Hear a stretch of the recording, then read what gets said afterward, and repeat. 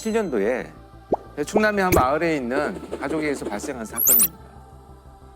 이 남매들의 구성을 보면 이제 제일 큰 언니는 이제 직업을 얻어서 이제 마을을 떠났고, 남아 있는 둘째가 고등학교 당시에 3학년이었었고, 그 밑에 중학교 2학년, 그다음에 막내가 이제 초등학교 1학년이 있었어요. 막내 아들. 둘째부터 막내까지 그 같이 생활을 하면서 일어난 사건인데, 2007년 5월 부모님이 일을 하러 나가셨는데 고등학교 3학년인 둘째가 셋째한테 이제 바깥에 어머니가 오시는지를 좀 나가봐라. 이렇게 해서 9시경에 이 중학교 2학년인 셋째는 이제 바깥에 어머니를 찾으러 나갑니다. 그런데 이제 한 30분이 지난 후에 9시 한 반경이 돼서 어머니가 집으로 들어오셨어요. 차를 네. 가지고 집으로 들어오셨는데 마중을 나간 중학교 2학년짜리 이제 동생이 사라진 거예요. 마을 사람들하고 같이 막 이제 그 찾기 시작을 했는데 결국 발견을 못합니다. 실종 신고를 하게 되죠. 어머니를 찾아 나선 여중생이 사흘째 소식이 끊겨 경찰이 수사에 나섰습니다. 중학생 15살 김모양이 집에서 300m 정도 떨어진 포도밭으로 어머니를 찾으러 간다며 집을 나선 뒤 사흘째 귀가하지 않아 수사하고 있다고 밝혔습니다. 근데 이제 작은 마을이었기 때문에 과연 이제 이것을 누군가 외지인이 와서 범행을 저지르거나 납치하기는 굉장히 적절하지 않은 시간과 장소다라고 판단을 해서 우선순위를 혹시 가족 내에서 어떤 뭐 갈등 관계나 이런 문제 때문에 발생하지 않았을까 이렇게 생각한 수사팀에서는 가족들하고 같이 생활을 하면서 여러 가지 이제 탐문 수사를 전개를 하죠. 그런데 어떤 이웃에서 이런 진술이 나옵니다. 실종된 아이와 그 위에 지금 남아있는 둘째와 네. 사이가 별로 좋지 않다. 평소에 싸우기도 많이 하고 이런 이제 말들이 조금씩 들려오기 시작을 합니다. 그런데 이제 이렇게 실종 사건이 나서 형제들이 많게 되면요, 그 형제들마다 각각 담당 형사가 생겨요. 그러니까 이 형제들이 범죄의 타겟이 될 수 있으니까 네. 학교도 뭐 데려다 주기도 하고 뭐 여러 가지 이유로 이제 전담 마크를 하는 전담 거구나. 마크를 하게 되는데, 그런데 이 막내가 어느 날 갑자기 이렇게 얘기를 합니다. 사실 그 둘째 누나가 작은 누나를 그날 죽였다. TV를 보고 있었는데 거실에서 둘째 누나가 셋째 누나를 불러서 방에 갔는데 쾅 소리가 나길래 네. 가봤는데 누나가 죽어 있었다는 거죠. 그리고 사망한 누나를 산에 가서 묻어놓고 왔다. 이렇게 이제 진술을 합니다. 그 당사자인 둘째를 체포를 하죠. 네. 경찰서에 데리고 와가지고 추궁을 하기 시작을 합니다. 동생들이 다 이렇게 얘기했어. 너도 동생인데 시신이라도 빨리 찾아서 장례라도 치러줘야 되지 않겠니? 이렇게 이제 수사팀에서 자백을 하기 위해서 이제 대화를 나누기 시작을 하는데, 정말 끝까지 부인을 하다가 네. 밤늦은 시간에 눈물을 흘리면서 이제 자술서를 쓰기 시작을 합니다. 내가 죽였습니다. 그 죽은 동생을 엄마하고 같이 가서 묻어놓고 왔다. 이렇게 진술을 합니다. 자, 그럼 아이를 찾으러 가자. 동생 찾으러. 그렇게 해서 차에 싣고 갑니다. 출발을 해서 가면 사실은 제가 죽이지 않았어요. 이렇게 번복을 하는 거예요. 그래서 또 와서 이제 수사관들이 달래기 시작합니다. 그래도 찾아야 된다. 그런데 특정 위치만 가면 다시 번복하는 것이 계속 반복이 되니까 수사팀에서 뭔가 이상하다는 생각을 해서 그 당시에 그 아이들의 진술된 CD를 그대로 경찰청으로 보내서 저한테 요청을 합니다. 근데 이게 굉장히 뭔가 잘못됐다라고 하는 것을 포착을 했어요. 9시에 이제 대련을 나가서 실종이 됐잖아요. 근데 어머니의 차가 들어오는 것이 CCTV에 보면 9시 30분경에 들어오는 게 보여요. 그런데 한 15분쯤 지난 다음에 이 차가 다시 나갑니다. 네. 그걸 보면 지금 진술이 맞아요. 엄마하고 같이 차에 싣고 동생을 유기하러 가는 게 맞아요. 지금까지로 보면. 네. 그런데 문제는 그렇게 나간 차가 약 한 25분 만에 다시 돌아옵니다. 네. 그러면 이제 어디로 유기하고 왔다는 판단이 되잖아요. 25분이란 시간을 왕복 시간으로 따지면 반으로 나눠야 되죠. 그렇죠. 10분 차로 간 거리에서 내장을 하고 왔다면 수많은 경찰 기동대가 인근 수색을 엄청나게 하고 있었던 거거든요. 그렇다면 발견이 안 되기가 어렵다는 거죠. 그리고 두 번째는 이런 거죠. 딱 와가지고 보니까 딸이 죽었어. 근데 죽인 애가 큰딸이야. 두 번째 딸이야. 그러면 순간 판단해가지고 차에 가서 유기할 수 있는 판단을 과연 가능할까요? 아수라장이 이것이 일단은 저는- 생기죠. 어떤 혼란스러운 상황이. 그러니까 가족 내에서 혼란이 생겨서 거기에서 뭔가 상당한 문제가 일어났어야 되는데 15분 만에 판단을 하고 갔다. 저는 이 부분이 그렇죠. 도무지 일어날 수 없다라는 두 가지만 가지고 이제 나머지 팩트들을 보니까 막내가 언니가 동생을 벽에 밀었다고 했는데 벽에서는 동생의 DNA가 전혀 검출되지도 않았습니다. 그래서 도무지 맞지 않다라고 판단이 됐어요. 그래서 수사팀이 제안을 합니다. 네. 이 수사는 잘못됐다. 브리핑을 하고 나서 수사본부장이 결정을 합니다. 저 말이 맞는 것 같다라고 판단을 해서 그날 밤에 긴급 체포한 아이들을 다 집으로 보내죠. 그리고 나서 며칠이 지난 다음에 느닷없이 수사팀에서 밤에 전화가 왔었어요. 아이가 돌아왔다는 거예요, 집으로. 이 아이가 집으로 돌아왔다. 왔는데 문제가 생겼다. 지금 주민 3명이 무참히 칼에 찔려서 살해당한 살인사건이 발생을 했다. 그러니 살인사건에 대해서 또 분석을 해야 될 필요가 있다라는 전화를 저는 한꺼번에 받았던 거예요. 같은 지역에서 그죠? 그래서 저는 참 이게 황당하기도 하고 이게 무슨 일인가 당황스럽죠. 이런 일들이 없었는데. 그래서 이제 현장에 다시 내려갔는데 저희 사건의 내막을 본다면 이렇게 된 겁니다. 이 아이는 실제로 중학교 2학년짜리 아이는 9시에 포도밭에 어머니를 찾으러 나왔어요.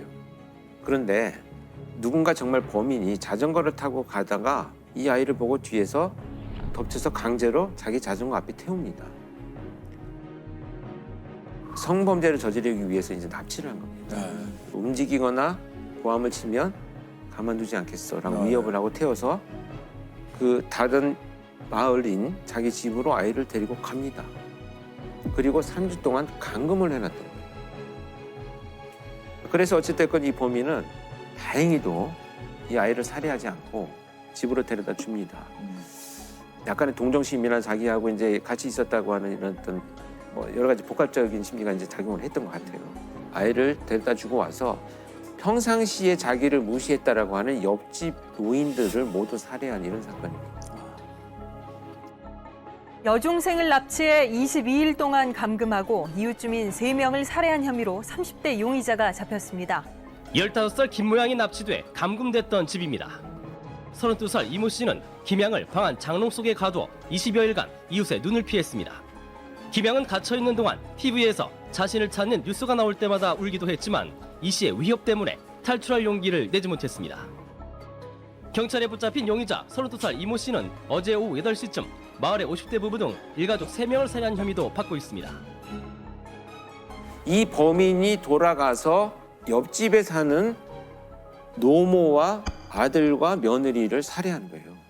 관계가 있는 사건이네요. 같은 한 명에 의한 살인 사건이 된 거죠. 그런데 그 와중에 이 어린아이들의 자백들이 일어났던 거예요. 이해할 수 없는 상황이네요. 정말 이해할 수 없는 상황이 네. 벌어진 거죠. 왜 그렇게 얘기를 했을까 같은. 네, 그게 이제 오늘의 이제 핵심적인 내용인데 제가 그 막내 입장에서 일단 먼저 한번 들여다봤습니다. 둘째와 셋째가 별로 사이가 안 좋았어 뭐 이런 얘기를 듣기 시작하면서 어떤 식의 질문을 했냐면 싸워서 서로 뭐 폭행하고 집을 나가는 적은 없어. 근데 집에 있을 때는 얼마나 싸워?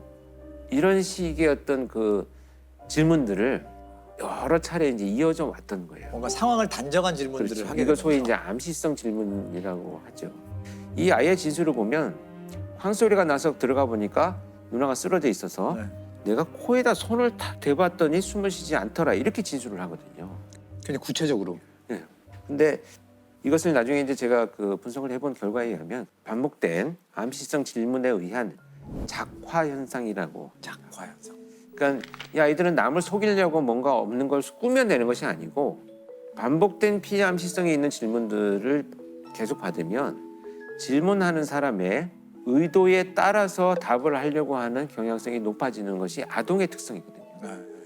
그래서 그런 현상들이 이제 일어나는 거죠. 그 막내 허위 증언이 일단 첫째 누나까지 마음도 흔든 거잖아요. 지난번에 우리가 허위자백에서 받았던 상황의 압박을 전형적으로 받게 된 거죠. 자, 동생들이 모두 다 진술을 했고요. 네. 어머니가 체포가 됐습니다. 그러니까 지금 이 상황에서는 이 아이는 내가 어떤 말을 해도 지금 나를 아무도 믿어주지 않을 것이다라는 9시라는 늦은 시간에 동생을 내보냈다는 것에 대한 죄책감을 굉장히 많이 갖고 있었어요. 그 죄책감도 벗어나지 못하고 있는 상황인데 또 말도 안 되는 있지도 않은 막내 동생의 진술이 나왔다고 하니까 이것조차도 거짓말이야라고 하면 나머지 동생들이 또 자기로 인해서 거짓말을 한 아이들처럼 시달리게 될까 봐 이 아이는 굉장히 이 동생들을 보호하고 죄책감을 갖고 있는 이런 그 상황에서 자술서를 소위 쓰게 되는 거죠. 본인이 쓴 자백의 자술서를 보면 빨리 이 모든 것이 제대로 바로잡혀져서 우리 모두가 예전처럼 행복해졌으면 좋겠습니다 라는 문구로 시작을 해요, 자술서가. 그래서 제가 그걸 보는 순간 내가 너무나 많은 것을 간과했구나. 지금 이건 자술서가 아니고 이 상황을 빨리 벗어나고자 하는 이 아이의 처절한 어떤 안타까움의 표현일 뿐이다 이런 생각을 했어요. 그래서 이 수사가 이 사건들을 계기로 해서 굉장히 저도 많은 이 변화를 가져야 되겠다는 생각을 하게 된 사건이 중에 하나입니다. 이런 아동 청소년의 허위 진술을 좀 막기 위해서는 어떤 방법이 있을까요? 사실 이제 라포 형성이 굉장히 중요하고요. 라포, RAPPORT 이렇게 이제 표현되는데 소위 친밀감을 형성한다 이렇게 표현을 하거든요.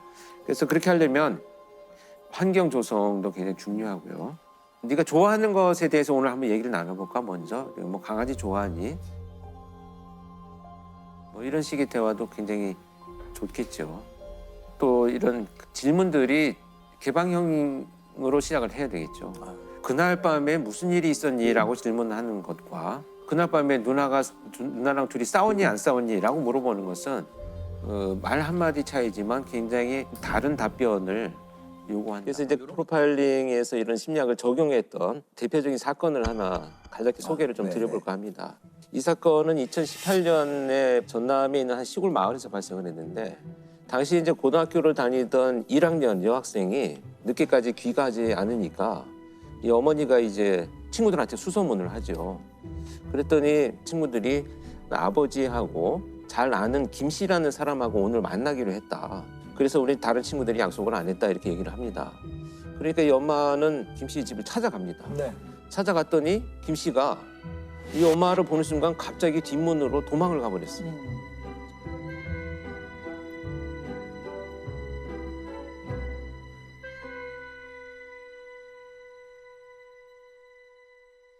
그러고 나니까 이제 의심점이 굉장히 높아지죠. 그래서 경찰에 신고를 합니다. 이 사람을 만나러 갔다고 한 우리 딸이 지금 연락이 두절됐다. 그래서 이제 경찰이 와가지고 이 사람의 신원을 확보하기 위해서 수색을 했는데 못 찾았어요.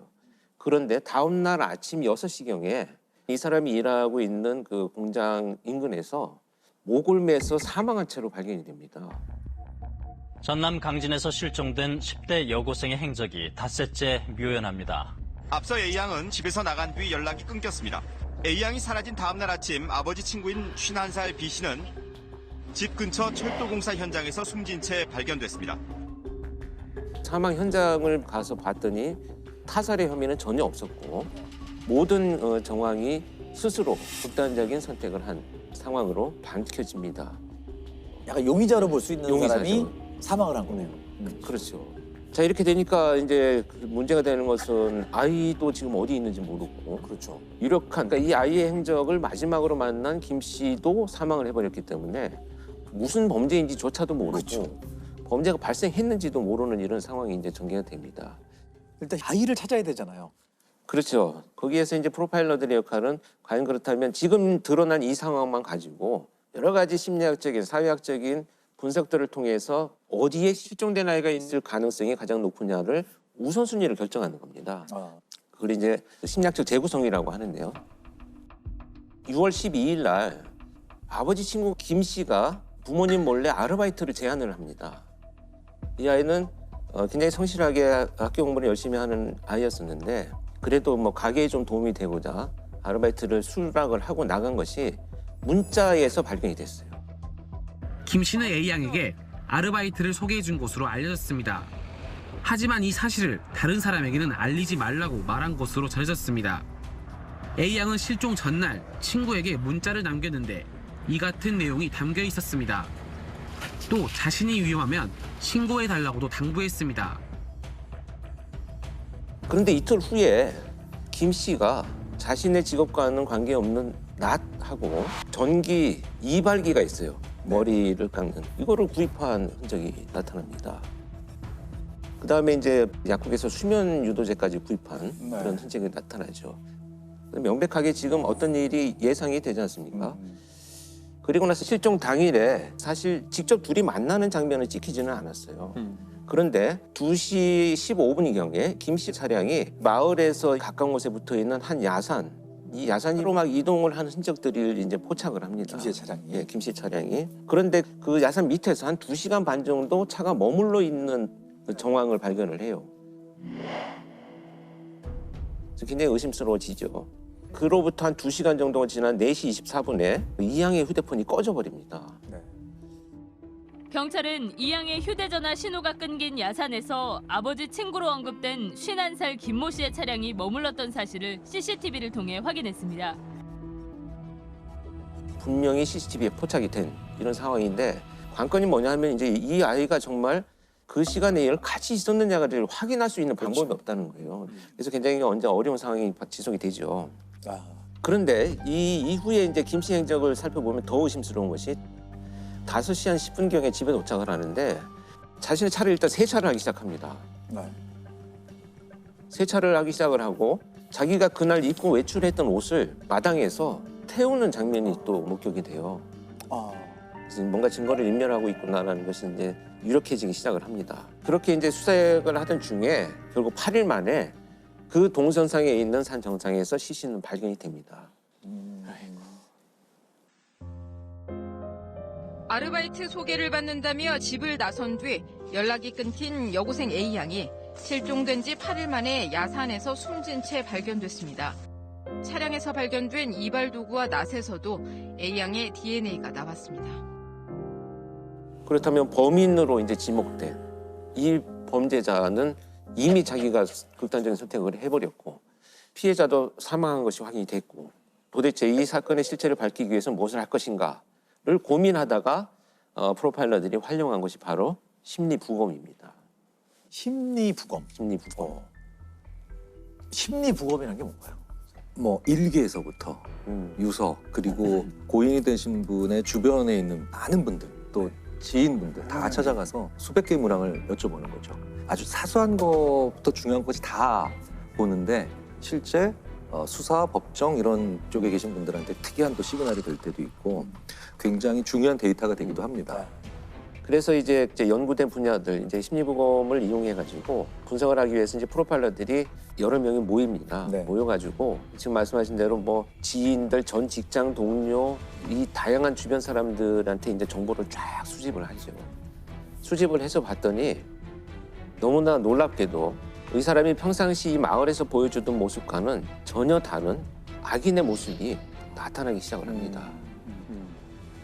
굉장히 평상시에 살아오는 과정에서 성적인 것에 아주 집착을 하고 있었던 흔적들이 나타나고요. 특히 그런 흔적들을 우리가 유추할 수 있는 것 중에 하나는 그 아주 강박적인 삶의 태도를 갖고 있었다는 거예요. 상당한 강박적인 어떤 불안과 또 그 불안에서 야기되는 아주 완벽주의적인 그러니까 하루의 시간을 정말 촘촘히 쪼개가지고 여기서 벗어나면 아주 불안을 느끼는 이런 것들을 보여주었다는 것이 이제 나타나니까 이 사람이 충동적으로 뭔가 범죄를 저지른 것은 아니고 오랫동안 치밀하게 계획을 준비해 왔을 것이다. 왜냐하면 물건들, 예를 들면 수면 유도제라든지 전기 이발기, 뭐 전혀 어울리지 않는 낫이라든지 막 이런 것을 구입한 걸 보면 이 사람이 분명히 여러 가지 이유로 이 도구들이 필요한 굉장히 성도착증적인 어떤 범죄를 준비해 왔을 것이다. 그렇다면 피해자인 이모 양은 결국 성범죄의 피해 대상이었을 것이다라는 것이 추론이 되는 결과를 얻게 되죠. 경찰은 김 씨 집에 있던 전기 이발기에서 이양의 유전자가 나왔다고 밝혔습니다. 시신 발견 당시 머리카락이 없었던 것은 김 씨가 깎았기 때문인 것으로 추정했습니다. 김 씨는 왜 자살을 택한 것일까요? 앞에 그런 성격들이 좀 영향을 끼쳤을까요? 저는 영향이 많이 있다고 봅니다. 특히 자신의 기준에서 뭔가 조금이라도 벗어나면 그것에 대해서 매우 불편한 이런 감정들을 느끼기 때문에 아마도 자신이 준비한 이 계획에 뭔가 잘못되는 순간부터는 피해자에 대한 어떤 죄책감, 이 사건이 발생한 것에 대한 어떤 수치심 이런 것보다는 이 상황을 해결할 수 있는 방법은 그냥 내가 떠나는 것밖에는 방법이 없을 것이다. 이런 판단을 했을 가능성이 높다라는 것이 타당하지 않나 이렇게 보여집니다. 그러니까 뭐 그렇게 혐의를 받다가 자살하고 이런 것을 최종적 형태의 가해라고 표현하거든요. 정말 맞는 말일 수도 있어요. 어느 한편에서. 죽음으로 내 죄를 갚았다는 게 아니라 다른 측면으로 보면은 영원히 진실을 밝힐 수 없이 남겨진 피해자에게 오롯이 모든 거를 다 네가 갚네 이렇게 되는 거고. 영원히 은폐해버린 걸 수도 그렇죠. 있다는 뜻이죠. 그렇죠. 연쇄살인범 정남규가 옥중에서 자살을 했었습니다. 이때 피해자의 한 어머니가 기사 인터뷰에서 그렇게 얘기를 했어요. 정말 파렴치한 인간이다. 우리 가족한테 미안하다는 소리 한마디도 안 하고 자기 혼자 저렇게 이기적인 죽음을 선택했기 때문에 전 정말 충분히 이해하는, 공감하는 그런 내용이었습니다.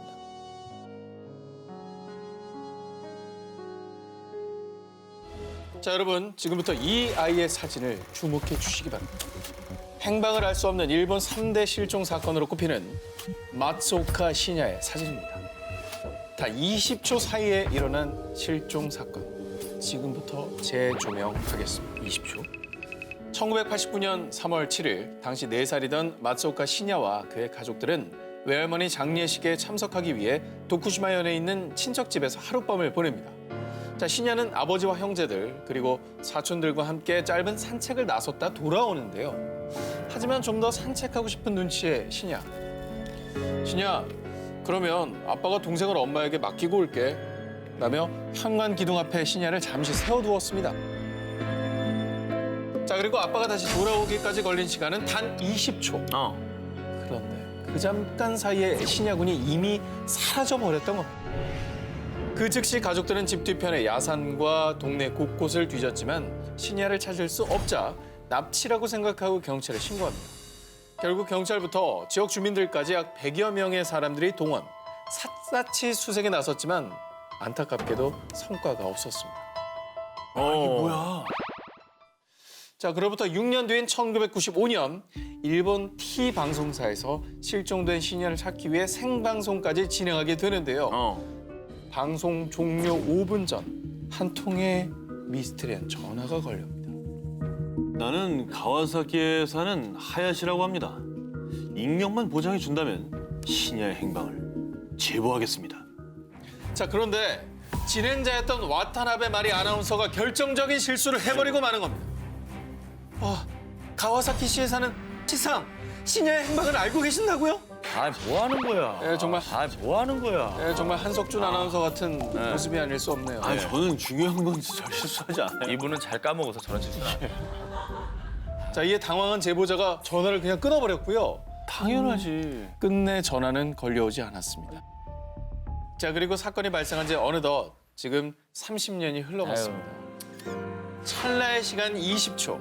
대체 어떤 일이 있었던 걸까요? 시냐의 행방은 지금까지도 여전히 안타까운 미스터리로 남아있습니다. 행방불명된 등산객을 찾기 위해 홋카이도 다이세츠 산 위를 날던 경찰 헬리콥터. 순간 기묘한 문양을 발견합니다. 그 문양은 바로 SOS라고 쓰인 구조 문자였죠. 그리고 실종된 등산객이 무사히 구조되면서 안도의 숨을 내쉰 그 순간 그는 경찰 조사에서 이 SOS 문자를 쓴 적도 본 적도 없다고 대답합니다. 또 다른 실종자를 찾기 위해 산속을 샅샅이 뒤진 경찰. 그러던 어느 날 SOS 문자 인근에서 유골의 파편과 카세트 테이프, 소형 녹음기가 든 가방을 발견합니다.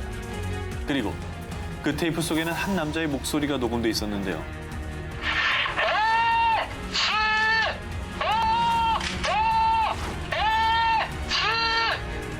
그 속에서 들려오는 건 누군가의 다급한 외침, 한 남성의 목소리였습니다. 왜 그래? 그렇게 경찰은 유골과 유류품을 테이프 속 남자의 것으로 판단했는데요. 하지만 여기서 의외의 상황이 벌어집니다. 바로 유골의 신원이 여성이었던 거죠. 어머, 남자 아니었어? 게다가 벼랑 위에서 움직일 수 없다라는 저 다급한 외침. 하지만 SOS 문자 인근 그 어디에도 벼랑은 존재하지도 않았습니다. 그리고 당시 행방불명자를 대상으로 대대적인 수사를 펼쳤고요. 결국 두 연인의 신원을 확인해냅니다. 우여곡절 끝에 사건이 해결되면서 경찰은 유가족에게 유류품을 전달하는데요. 그런데 이 목소리는 우리 애가 아니에요. 뭐야 또. 테이프 속 목소리는 행방불명된 남자가 아니라는 거였죠. 뭐야 또. 나오는 사람이 결국 정체를 알 수 없는 제3의 인물이 등장하면서 수사는 또다시 미궁에 빠지는데요. 지금까지 일본 최대의 조난 미스터리로 불리는 이 사건. 과연 그 남자의 정체는 무엇이었을까요? 2001년 일본 히로시마현의 작은 마을 세라초에 사는 한 가족이 있었습니다.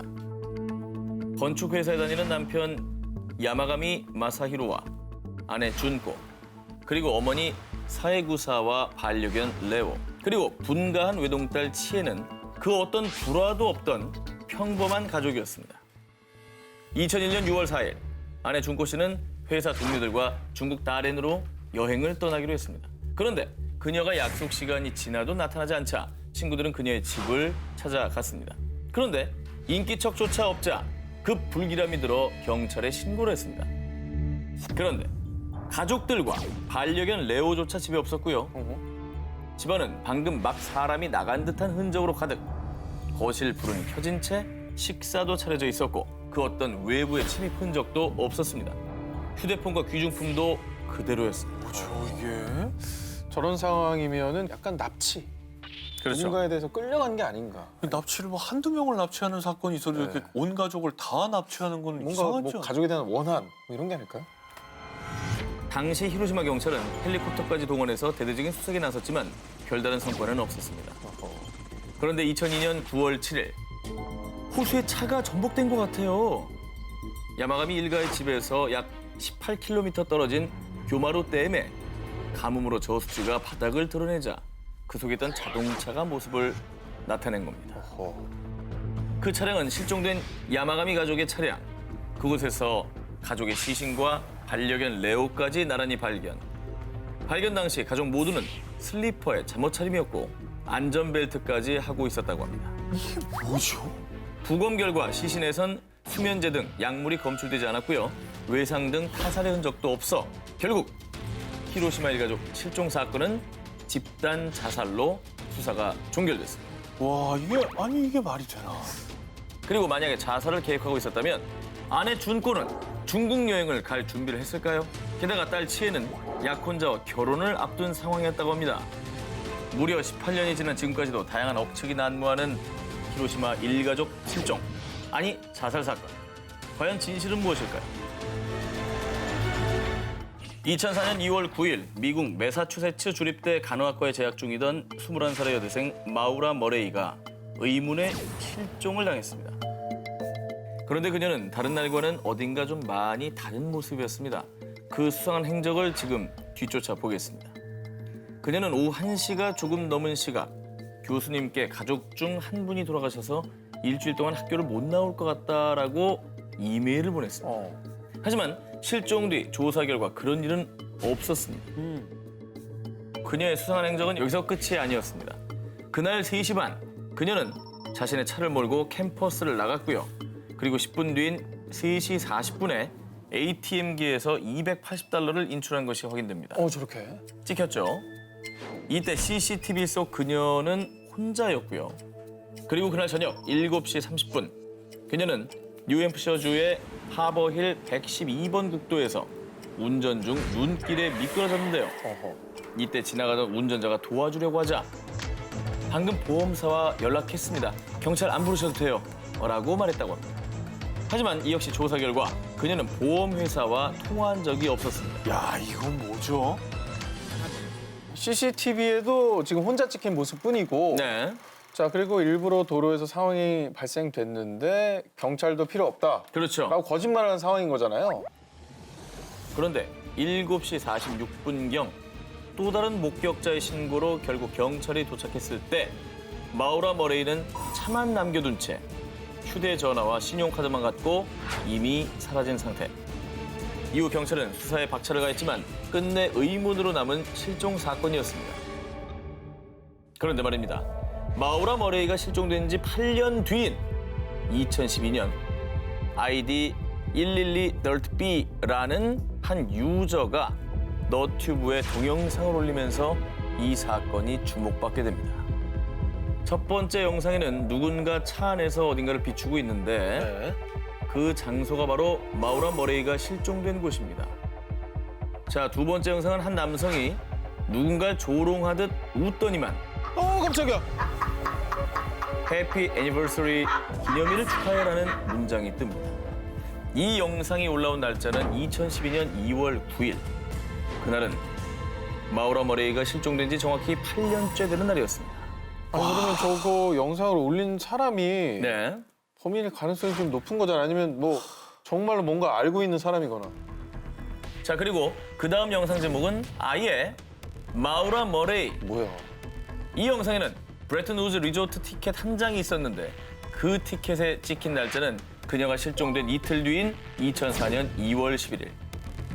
사람들은 이 영상을 보고 브레튼 우즈 리조트 근처에 안매장된 게 아닐까 하는 추측을 했다고 합니다. 충분히 가능한 추측이죠.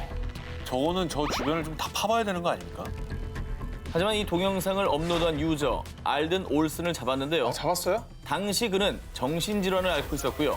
이 사건과는 관련이 없다고 판단해 더 이상 수사는 하지 않았다고 합니다. 그녀는 대체 그날 어디로 가고 있었던 것일까요? 혹시 정말 누군가에게 협박을 받고 있었던 건 아닐까요? 정말 의문의 동영상은 그녀의 실종에 전혀 관계가 없는 걸까요? 1991년 3월 15일 일본 미에현 오후 2시경 귀가한 8세 어린이 카모마의 유키. 당시 아버지는 낮잠을 자고 있었고 유키는 평소처럼 혼자 코코아를 타 마셨습니다. 그런데 오후 3시 30분경 언니가 집으로 귀가했을 땐 집안의 온기가 채 가시지 않은 따뜻한 코코아 한 잔만이 있을 뿐 유키는 그 뒤로 집에 돌아오지 못했습니다. 아, 유괴인가 보다. 따뜻한 코코아면 정말 찰나다, 진짜. 순식간에. 아니면은 친구 만나러 그냥 막 나간 거 아닐까요? 실종 당일 유키는 친구들과의 약속을 모두 거절했다고 합니다. 어쨌든 뭔가 긴박한 상황이 벌어졌다는 얘기네요, 그죠? 당시 제보에 따르면 학교 놀이터, 하천, 역에서 유키를 본 목격자들이 존재했는데요. 즉 유키가 집안에서 납치되거나 긴박한 상황이 아니었던 겁니다. 그리고 사람들은 친구들과 약속을 취소한 유키가 혹시 다른 누군가를 만나기로 한 게 아닌가 추측. 실제로 경찰이 입수한 결정적 제보엔 흰색 승용차에 탄 사람과 얘기하는 걸 봤어요. 그 사람을 일단 찾아야겠네요. 대화를 했다면서요. 그 자동차를 좀 수배해야겠네. 무게범일 수 있잖아. 그렇지, 그렇지. 하지만 당시 돈을 요구하는 범인의 협박 전화나 편지는 없었습니다. 그런데 약 3년 후 유키의 실종 사실이 잊혀질 무렵 일본을 발칵 뒤집은 편지 한 통이 유키의 부모에게 도착합니다. 그 괴문서에는 매춘부 출신 여자가 야쿠자에게 지시를 받아 유괴했고 유키는 매춘부로 러시아에 팔려갔다라는 내용을 유추해냈는데요. 하지만 편지엔 아무 흔적이 없었고요. 정말 유키의 실종과 연관이 있는 것인지 아무것도 밝혀낼 수 없었습니다. 그런데 말입니다. 기괴한 일은 이뿐만이 아니었습니다. 유키가 실종된 지 무려 12년이 지난 2003년. 내 키는 170cm 정도고 난 짧은 파마 머리를 했습니다. 한 남성이 유키의 집에 전화를 걸어 대뜸 자신의 인상착의를 설명했습니다. 뭐야 갑자기? 갑자기 뜬금없이 그걸 설명한다고요? 자, 이런 반응이 나오죠. 당연합니다. 그런데 남성이 말한 짧은 파마 머리는 유키 실종 당시 흰색 승용차에 탄 남성의 인상착의와 일치. 놀라운 점은 당시 경찰은 남성의 인상착의를 언론에 발표하지 않았다는 겁니다. 하지만 전화의 발신지나 발신자를 파악할 수는 없었고요. 유키의 실종은 여전히 의문에 의문을 더하며 일본의 3대 아동 실종 사건으로 남았습니다.